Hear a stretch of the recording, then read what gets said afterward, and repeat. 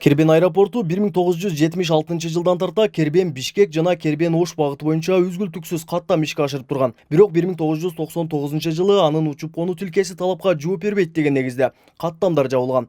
Ошондон бери Аксы, Ала Бука жана Чаткал районундагы 300 миңдей адам Борбор калаага унаада каттап келишет. Мен ошо сыймыктанам, алгачкы ошол Бишкекке учкан самолетко жүргүнчү болгом.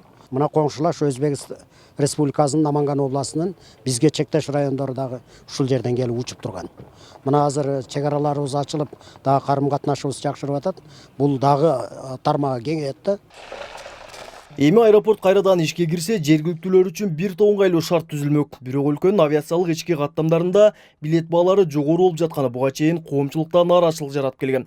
Мындан улам Жогорку Кеңештин төрагасы аэропорт жетекчилигине авиакомпаниялар менен алдын ала сүйлөшүп, каттам үзгүлтүксүз ишке ашып туруусун камсыздоо зарылдыгын белгиледи. Ушунчаны салып бүткөндөн кийин анан авиакомпания билеттин баасын аябай эле өйдө коюп алып, анан силерде кийин бизге келип отчет бербегиле. Өзүн актабайт экен, ошол үчүн билеттин баасы кымбат болду, эми учпай атат деген шылтоо болбосун да. Биз баардыгын алдын ала ишти кылабыз. 51 гектарды түзгөн Кербен аэропортунун оңдоого Манас ачык сиңирдик коому 15 миллион сомдон ашуун каражат бөлгөн. Ал эми аны тендерден уткан компания 10 миллион 700 миң сомго реконструкциялоо ишин жүргүзүүдө. Азыр былтыр 2018 ремонт болду. Тилкелер ремонт болуп, жакшы абал, жакшы. Эми аэровокзал бүтсө, мартка чейин бүтөт деп күтүп атабыз. Ички аба каттамдары, күндүзгү жана ички аба каттамдары 22 тоннага чейинки салмактагы самолет урушат. Төрага Кербен аэропортунан башка каражаттын айынан токтоп турган мектеп, бала бакча жана маданият үйү сыяктуу социалдык объектилердин курулуштары менен да таанышып чыкты. Ал бардык курулуштарды бир жылда болбосо да, бир нече жылда бүткөрүү боюнча өкмөткө тапшырмалар болуп жатканын билдирди. Элдин талаптары өтө көп болду, аябай суроолор көп болду. Айрыкча соц жагына, соц тармагына тийиштүү маселелер көп экен да.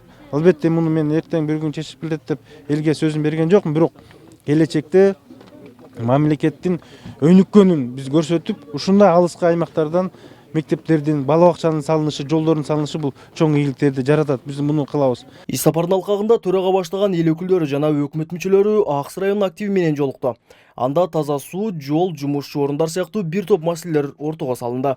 Көчөлөрдүн асфальты жоктолду. Көрсөңүздөр болот, болгон нерсени айтыш керек. Бүгүнкү күндө мына сиздердин таш көмүрдөн кирип келген жолуңуздарды жасаш керек экен. Элге шарт түзүш керек экен. 3 райондун жүргүнчүлөрү, тургундары каттай турган жол.